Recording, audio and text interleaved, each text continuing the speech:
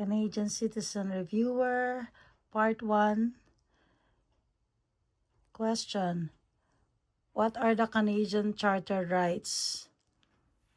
Answer: MAMO. M, mobility rights.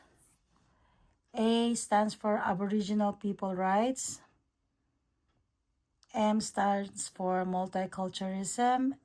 And O stands for official language rights or minority rights. Number 51. What are the responsibilities of citizenship?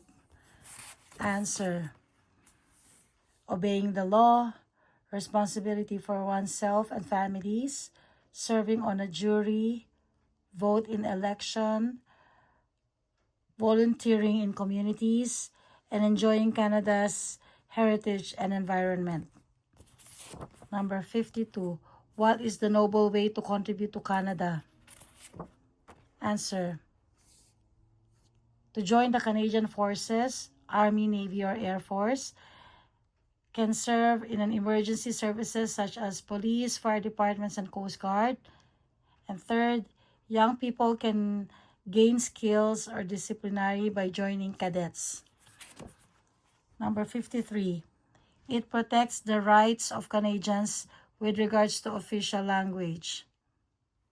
Answer: Canadian Constitution and Official Language Act, or CanCon. Number 54.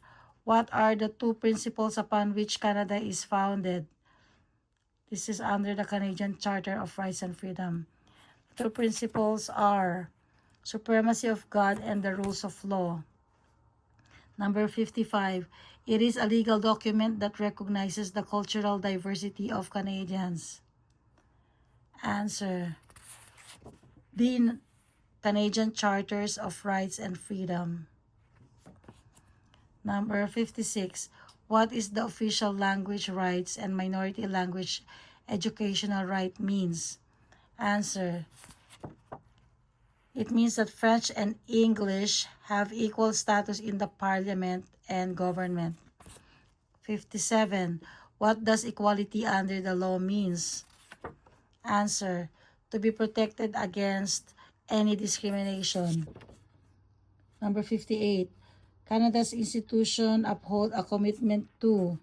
Answer: POGS or POGGS, peace, order, and good government. It's under the DNACT or British North America Act, which is Canada's original constitutional document of 1867.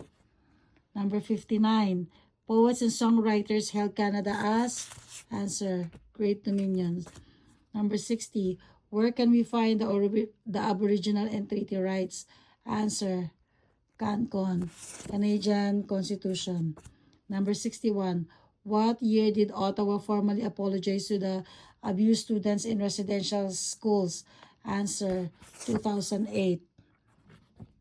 Number 62. What is Canada's original constitutional document?